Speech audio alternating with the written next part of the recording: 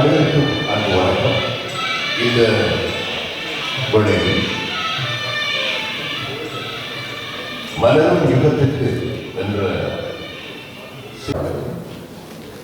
குடும்ப பல்கலைக்கழகத்தின் பொருளியல் துறை பீடத்தின் சிரேஷ்ட விரிவுரையாளர் கலாநிதி கணேசமூர்த்தி அவர்களுக்கும்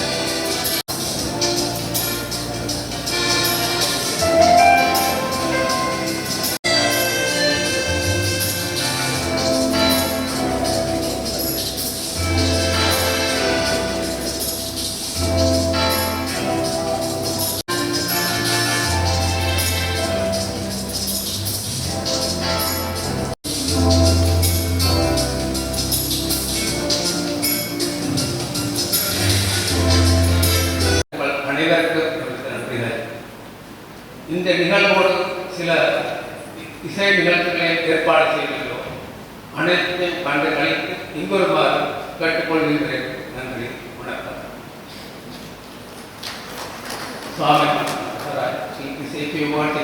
பகுத்தன்மை வாய்ந்த ஒரு அரசியல்வாதியாக என்னால் இனங்காண முடியவில்லை. பாராளுமன்றத்திலும் வெளியிலும் வெகுஜனத்திடம் வாக்குகளை வாரிக்கொள்ளுகின்ற நோக்கிலான ஆக்ரோஷமான உரைகளை அவர் நிகழ்த்தியதை நான் எங்கும் கண்டதில்லை. அவருடைய செயற்பாடுகள் எத்தகையதாக இருக்கிறது என்பது வெளிப்படையிலே பார்க்கிற போது இன சௌஜன்யத்துக்கு ஏற்ற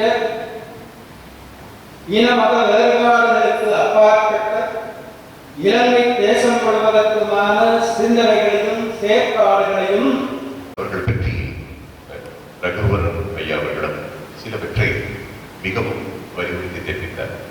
இன்னொரு விடயம் இருக்கிறது. இந்த முரண்பாட்டு தீர்வு ஆங்கிலத்திலே இதனை குறிப்பிடுவார்கள் கான்ஃப்ளிக்ட் மேனேஜ்மெண்ட், மீடியேஷன் என்று சொல்வார்கள். Conflict management has been a challenge for many people. It can be solved only by few who have experience, intelligence to solve these problems.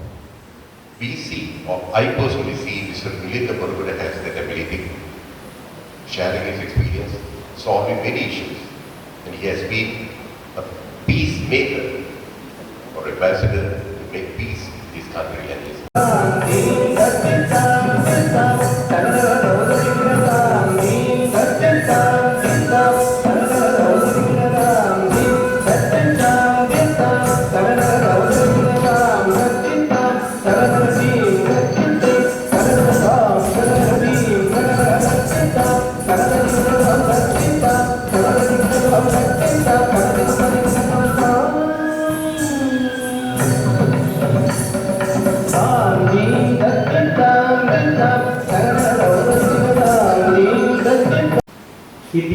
lot of activities during his tenure, and more particularly, he visited a lot of places in India, and he had a very close relationship with Indian Council for Cultural Relations in India. Being the director of Indian Council for Cultural Relations here in Sri Lanka, I would like to congratulate you for your tireless efforts of writing different experiences of India in different sectors, not only as I come to know that it is. Thank and congratulate the translator who translated it from Sinhala to Tamil. So this is very, very important.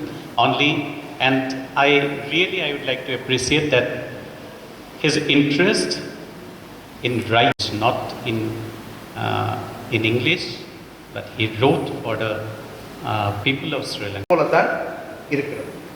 ஆகவே இந்த கொல்லன் தெருவில் ஊசிவிக்கு வந்த கதை போல என்னுடைய கதை ஆத்ம தெரியவில்லை என்றாலும் கூட நான் எடுத்து வந்த தகவல்கள் சற்று பழையது. இலங்கைக்கும் இந்தியாவுக்கும் இடையிலான தொடர்பு, அதிலும் பொருளாதார தொடர்பு எப்போது ஏற்பட்டது என்று கேட்டார். யாருக்கும் தெரியாது.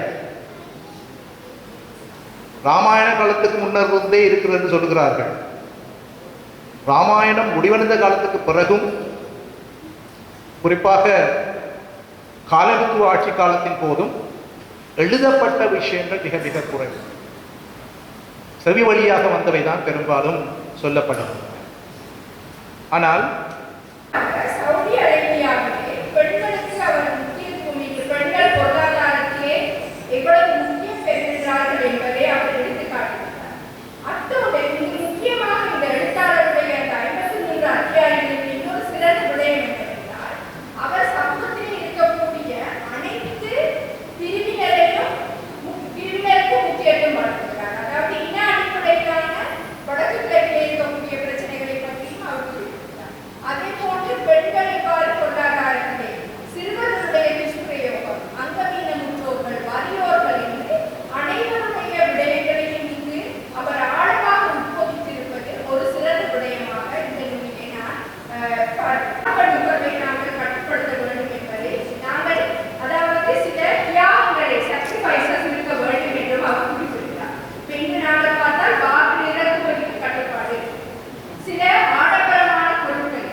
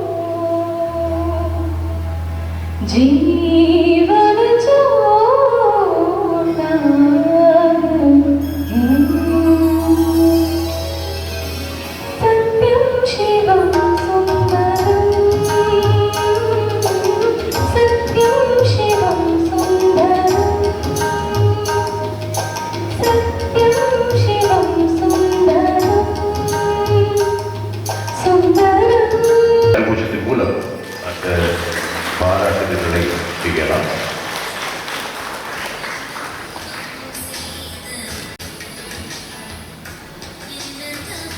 புஷ்பாராமபதி ஏற்கனவே நான் இந்த தேர்தல் அவரிடத்தில் அதேபோல் ஸ்ரீ அக்ஷராஜ் ஆனந்தஜி கொழும்பு ராமகிருஷ்ண மிஷன் வெள்ளவத்தை, அடுத்து டாக்டர் ஸ்ரீ EVA வைத்தீஸ்வரர் அவர்கள், ரெவரண்ட் பிரதமர் நீதியரசர் கௌரவ A. ஸ்ரீமோகன் அவர்களுக்கு இந்த முதற்பெயரை வழங்கி வைக்கப்படுகிறது. To receive the first copy.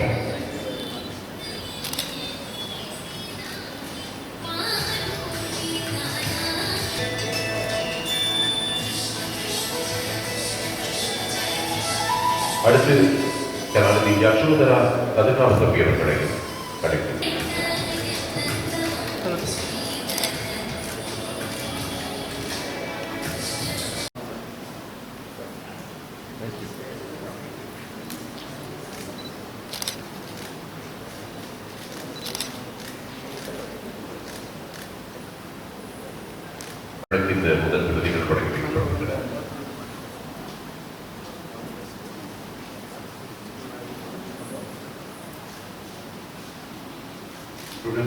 into college Namaku.